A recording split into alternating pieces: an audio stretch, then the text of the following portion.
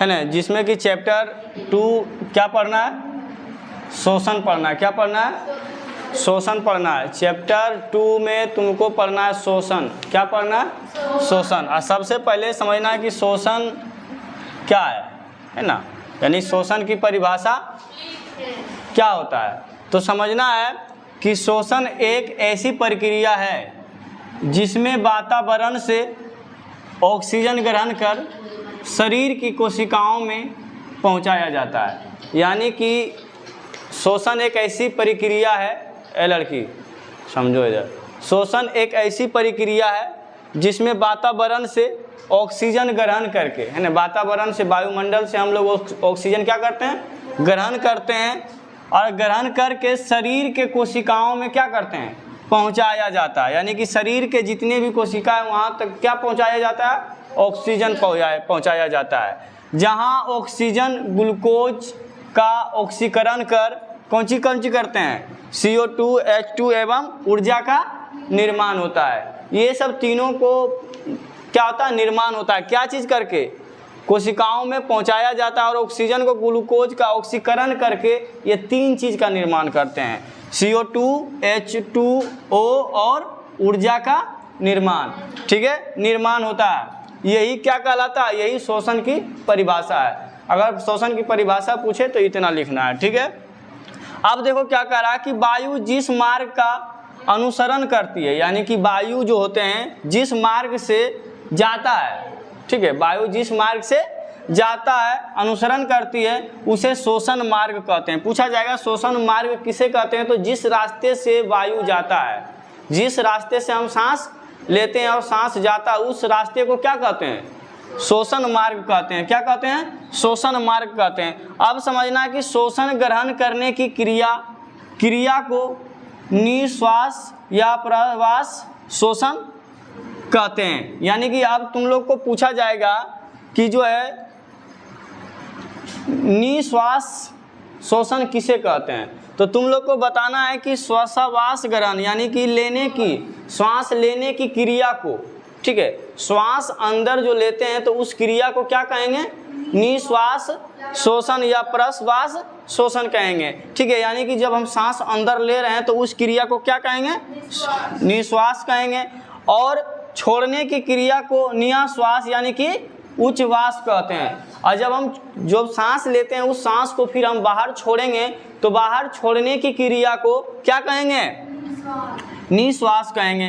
तो 2 गो यहाँ पर हो गया, निश्वास और निःश्वास। दोनों का अर्थ होता है, एक लेने की क्रिया को निश्वास कहते हैं और छोड़ने की क्रिया को निःश्वास कहते हैं। ठीक है, यानी कि उच्छ्वास और एगो प्रश्वास कहते हैं। अब देखना है शोषण की दोनों अवस्थाएं, जबकि हम लेते हैं और छोड़ते हैं, दोनों को क्या कहेंगे, जब सांस ले रहे हैं और छोड़ रहे हैं तो दोनों को हम मिला के, जैसे कि हम बताए थे ना, एगो कोशिका द्रव होता है, एगो जीव द्रव, अरे केंद्रक द्रव होता है। तो केंद्रक द्रव और कोशिका द्रव को मिला देते हैं तो कौन चीज होता है, जीव द्रव बन जाता है ना। तो उसी तरह से यहाँ सांस लेने और छोड़ने की क्रिया को अगर दोनों को हम बोलेंगे तो क्या बोलेंगे, है ना, क्या बोलेंगे, श्वासोच्छ्वास कहलाती है। तो ये को अगर पूछा जाएगा कि श्वासोच्छ्वास किसे कहते हैं, तो सीधी सी लाइन में अपने भाषा में लिखना है, सांस लेने और छोड़ने की क्रिया को क्या कहते हैं। यहाँ तक किसी को प्रॉब्लम नहीं है ना, बढ़िया से समझ में आया ना, अब दिक्कत नहीं हुआ, कोई प्रॉब्लम नहीं है ना।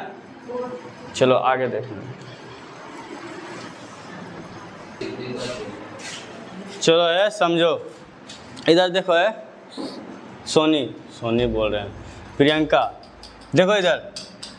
अब क्या कह रहा है कि शोषण की क्रिया से हमें क्या मिलता है, ऊर्जा और ऊष्मा मिलती है। शोषण से क्रिया से हमें क्या मिलती है, ऊष्मा और ऊर्जा मिलती है ना।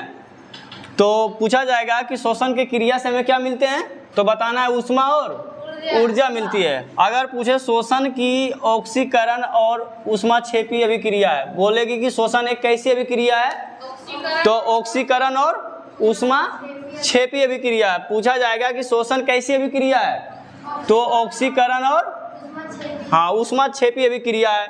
शोषण एक प्रकार की अपचयी क्रिया है। कैसी है, अपचयी क्रिया है। शोषण एक प्रकार की कैसी क्रिया है, अपचयी क्रिया है। अब देखना कि एक वयस्क मनुष्य, है ना। एक वयस्क मनुष्य जिसकी की एज होता है 45-50 वर्ष की बात कर रहे हैं, एक स्वस्थ व्यक्ति, एक मनुष्य यानी एक वयस्क मनुष्य 1 मिनट में लगभग कितने बार सांस लेते हैं? तो एक बार में कितने सांस लेते हैं? 16 से 18 बार सांस लेते हैं, है ना।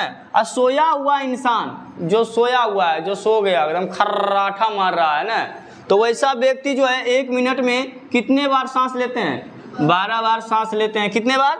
12 बार सांस लेते हैं। और छोटा बच्चा जो आला लुलू लुलू वाला है ना, पाँव बोली वाला, ठीक है, तो छोटा बच्चा 1 मिनट में लगभग कितने बार सांस लेते हैं? 25 बार लेते हैं। धक धक धक धक उसका करते रहता है, करजवा तो देखा होगा जा पड़ी, है ना। तो कितने बार वो सांस लेते हैं? 25 बार शोषण करते हैं।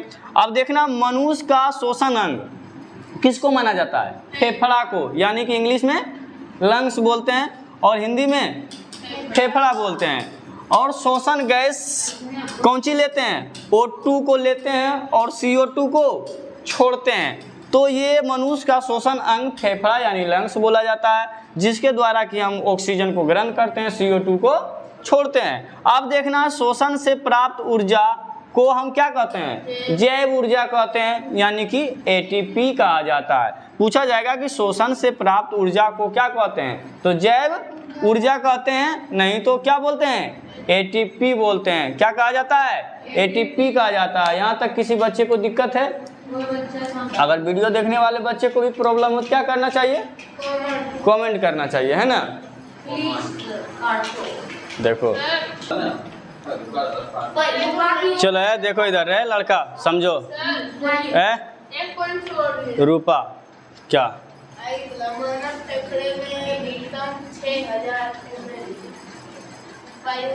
500 ml वायु जमा। अच्छा वो बताएंगे। इधर देखो रे लड़की, इधर सुनो। देखो कह रहे हैं कि हमारे शरीर में ऑक्सीजन और CO2 का वाहक कौन करता है? हीमोग्लोबिन करता है। हीमोग्लोबिन की वजह से हमारे शरीर में जो रक्त होते हैं क्या होते हैं?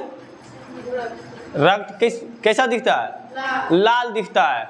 और हीमोग्लोबिन के वजह से ही वो क्या हो जाते हैं? शुद्ध होते हैं। क्या होते हैं? शुद्ध। रक्त शुद्ध कब होता है? जब ऑक्सीजन उसमें जाता है तब। हीमोग्लोबिन में क्या जाते हैं? ऑक्सीजन जाता है, तो वो क्या हो जाते हैं? शुद्ध हो जाते हैं, ठीक है। अब देखो हीमोग्लोबिन होता है। अब देखना कि मानव में श्वास नली जो होते हैं, श्वास नली जो होते हैं, ट्रेकिया जो होते हैं, उसकी लंबाई कितना होता है? 11 सेंटीमीटर होता है। कितने होते हैं? 11 सेंटीमीटर। स्टिक कहाँ दिए रे? 11 सेंटीमीटर होते हैं। कितने होते हैं? 11 सेंटीमीटर होते हैं। कितने? 11 सेंटीमीटर। यानी कि हमारा ट्रेकिया यानी श्वास नली का लंबाई कितना होता है? 11 सेंटीमीटर। पूछा जाएगा तो क्या देना है? 11 सेंटीमीटर। और व्यास पूछे तो कितना बताना है? 16 mm। व्यास पूछे तो कितना mm? 16 mm होता है। और लंबाई उसका कितना होता है ना? 11 सेंटीमीटर। आप देखना, मानव के सीने में, सीना कितने जोड़ी का होते हैं? 12 जोड़ी पसलियां उसमें होते हैं। कितने जोड़ी पसलियां होते हैं? 12 जोड़ी पसलियां, जिसको कि हम लोग बोलते हैं 6 पैक, है ना। यानी कि 3 गो दिखता है इधर, 3 गो इधर, यानी कि 6 पैक। और होते कितने हैं? 12। 3 गो इधर जो होते हैं नहीं दिखता है, और जो 3 गो इधर होता है नहीं दिखता है। ये वाला क्या होता है? दिखता है। हाँ, यही की बात कर रहे हैं, 6 पैक वाला। अरे कह रहा कहीं का यहाँ बनाएगा 6 पैक। हाँ, कह रहा कहीं पागले डोली पर बोलता है 6 पैक। कह रहा कहीं 6 पैक यहाँ दिखता है। चलो देखो इधर। अरे ना भी बोलता है उसको, ढोड़ियन बोलता है। हाँ चलो देखो इधर पसलियां होती है। आप देखना इसको, देखो नाभि पर 6 पैक दिखता है गिरा के। आप देखना है, एक बार नॉर्मल, ठीक है, एक बार जब हम सांस लेते हैं, नॉर्मल सांस टान के कस के ना है ना, जान हट के एकदम, है ना। अब देखो नॉर्मल सांस लेने में कितने ml लेते हैं?